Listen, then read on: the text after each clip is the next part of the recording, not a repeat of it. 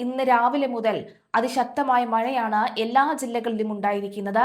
രാത്രി നിർത്താതെ മഴ പെയ്തു എന്ന് വേണമെങ്കിൽ പറയാം. രാത്രിയിൽ പത്തനംതിട്ടയിലും റാന്നിയിലും ഒക്കെ പത്തനംതിട്ടയിലെ വിവിധ ഇടങ്ങളിൽ റാന്നിയിലടക്കം ആലപ്പുഴയിലും ഒക്കെ തന്നെ ജാഗ്രത നിർദ്ദേശം അറിയിച്ചുകൊണ്ടുള്ള മൈക്ക് അനൗൺസ്മെന്റ് ഒക്കെ തുടങ്ങിയിരുന്നു. കഴിഞ്ഞ ദിവസം വിഷ്ണുനാഥ് അടക്കമുള്ളവർ പറഞ്ഞിരുന്നു സൂക്ഷിക്കണം, കാരണം താഴ്മയായി അപേക്ഷിക്കുകയാണ്, നിങ്ങൾ സൂക്ഷിക്കേണ്ടതുണ്ട്.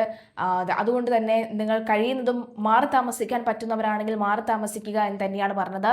സന്നദ്ധ സംഘടനകളുടെ സഹായം അടക്കമുള്ളവ തേടിയിരുന്നു. തദ്ദേശ സ്വയംഭരണ സ്ഥാപനം അടക്കമുള്ളവ കൃത്യമായി തന്നെ ഇടപെടണം എന്ന് മന്ത്രി ഉപദേശം നൽകിയിരുന്നു. എന്തായാലും കഴിഞ്ഞ ദിവസം രാത്രി തന്നെ കൃത്യമായ ഒരു ഏകോപനം നടന്നു എന്ന് വേണമെങ്കിൽ പറയാം. പക്ഷെ അപ്പോഴും പല ഡാമുകളുടെ ഷട്ടറും രാത്രിക്ക് രാത്രി തുറന്നു വിട്ടത് വെള്ളം ഉയരാനുള്ള കാരണങ്ങളിൽ ഒന്നായി മാറി എന്നതുകൂടി പലരും ഊന്നി പറയുന്നുണ്ട്. എന്തായാലും 3 ജില്ലകളിലും ഇടത്തരം അല്ലെങ്കിൽ ശക്തമായ മഴയ്ക്ക് സാധ്യതയുണ്ടെന്നും മണിക്കൂറിൽ 40 കിലോമീറ്റർ വരെ വേഗതയിൽ ശക്തമായ കാറ്റിനും സാധ്യതയുണ്ടെന്നാണ് കേന്ദ്ര കാലാവസ്ഥാ വകുപ്പിന്റെ മുന്നറിയിപ്പ്.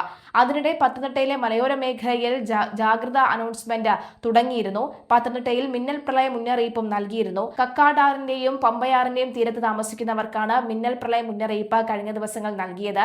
ശക്തമായ മഴയെ തുടർന്ന് സുരക്ഷാ മുൻനിർത്തി ശബരിമല തീർത്ഥാടകരെ തൽക്കാലം പമ്പയിലേക്ക് കടത്തിവിടുന്നില്ല. എരുമേലിയിലും നിലക്കയിലും തീർത്ഥാടക വാഹനങ്ങൾ പോലീസ് നിയന്ത്രിക്കുകയാണ്. തിങ്കളാഴ്ച രാവിലെ, അതായത് ഇന്ന് രാവിലെ സ്ഥിതിഗതികൾ നോക്കിയ ശേഷം മാത്രമേ വാഹനങ്ങൾ കടത്തിവിടുകയുള്ളൂ. നിറപുത്തിരിക്കായി ശബരിമല നട തുറന്ന സമയമാണ് ഇത്. ഇടുക്കി കീരിത്തോട് സ്കൂൾ ജംഗ്ഷന് സമീപം മണ്ണും മരവും വീണ് റോഡ് ഗതാഗതം തടസ്സപ്പെട്ടു. വൈദ്യുതി കമ്പികളും മരം വീണിട്ടുണ്ട്. ഞായറാഴ്ച രാത്രിയാണ് ഇതെല്ലാം സംഭവിച്ചത്. നേര്യമംഗലം മുതൽ അടിമാലി വരെ രാത്രി യാത്ര നിരോധിച്ചു. മണ്ണിടിച്ചിൽ സാധ്യത കണക്കിലെടുത്താണ് നടപടി. കോഴിക്കോട് കക്കയം ഡാമിന്റെ ഷട്ടർ തുറന്നു.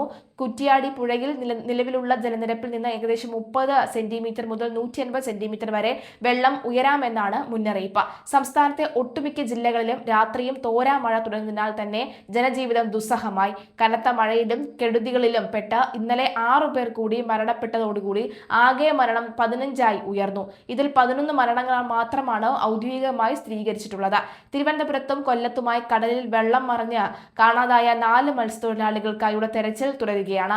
ഇന്നും ശക്തമായ മഴയുണ്ടാകുമെന്നാണ് കേന്ദ്ര കാലാവസ്ഥാ വകുപ്പിന്റെ പ്രവചനം. ഇതിന്റെ അടിസ്ഥാനത്തിൽ സംസ്ഥാനത്തെ എല്ലാ ജില്ലകളിലും ഇന്ന് യെല്ലോ അലർട്ട് പ്രഖ്യാപിച്ചിട്ടുണ്ട്.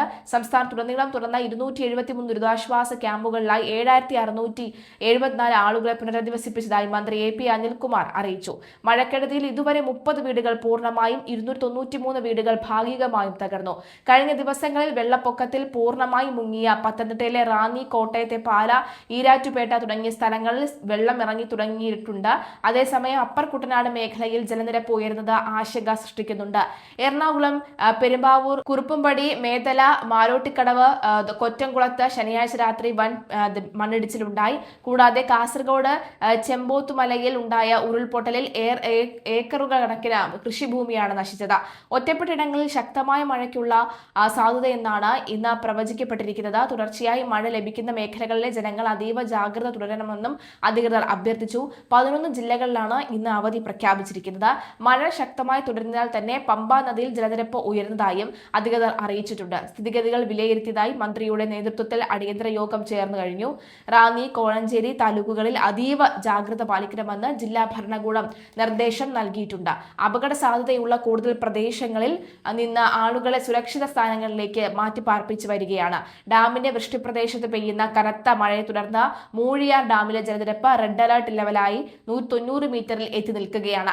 ജലനിരപ്പ് ഡാമിന്റെ പരമാവധി സംഭരണശേഷിയായ 192.63 മീറ്ററിലേക്ക് എത്തിയ ഉടൻ തന്നെ ഷട്ടറുകൾ ഉയർത്തി വെള്ളം കക്കാട്ടാറിലേക്ക് ഒഴുകിവിടുമെന്ന് അധികൃതർ മുന്നറിയിപ്പ് നൽകി.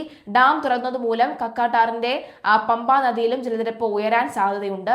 അതിനാൽ ഈ കക്കാട്ടാറിന്റെയും പമ്പാ നദിയുടെയും ഇരുകരകളിൽ താമസിക്കുന്നവരും പൊതുജനങ്ങളും ജാഗ്രത പുലർത്തണമെന്ന് ജില്ലാ ദുരന്ത നിവാരണ അതോറിറ്റി ചെയർപേഴ്സൺ കൂടിയായ ജില്ലാ കളക്ടർ A. നിസാമുദ്ദീൻ അറിയിച്ചു. ഏത് സാഹചര്യത്തിലും നദിയിൽ ഇറങ്ങുന്നത് പൂർണ്ണമായും ഒഴിവാക്കണമെന്നും കളക്ടർ കർശന നിർദ്ദേശം നൽകിയിട്ടുണ്ട്. കനത്ത മഴയും ദുരിത സാധ്യതയും കണക്കിലെടുത്ത് പത്തനംതിട്ട, കോട്ടയം, ഇടുക്കി, തൃശൂർ, പാലക്കാട്, മലപ്പുറം, കോഴിക്കോട്, വയനാട്, കണ്ണൂർ, കാസർഗോഡ്, എറണാകുളം എന്നീ 11 ജില്ലകളിലെ വിദ്യാഭ്യാസ സ്ഥാപനങ്ങൾക്കാണ് ഇന്ന് അവധി പ്രഖ്യാപിച്ചിട്ടുള്ളത്. കൂടാതെ ആലപ്പുഴ ജില്ലയിലെ കുട്ടനാട്, ചെങ്ങന്നൂർ താലൂക്കുകളിലെ വിദ്യാഭ്യാസ സ്ഥാപനങ്ങൾക്കും ഇന്ന് അവധിയാണ്. അവധിയാണ്. കഴിഞ്ഞ ദിവസങ്ങളിൽ അതിശക്തമായ മഴ ലഭിച്ച മലയോര മേഖലകളിൽ ജനം അതീവ ജാഗ്രത പാലിക്കണമെന്ന് അധികൃതർ മുന്നറിയിപ്പ് നൽകി. ഉരുൾപൊട്ടൽ, മണ്ണിടിച്ചിൽ സാധ്യതയുള്ള പ്രദേശങ്ങളിൽ താമസിക്കുന്നവർ ജാഗ്രത പാലിക്കേണ്ടതാണ്. കൂടാതെ താഴ്ന്ന പ്രദേശങ്ങളിൽ വെള്ളക്കെട്ടിനും വെള്ളപ്പൊക്കത്തിനും സാധ്യതയുണ്ട്.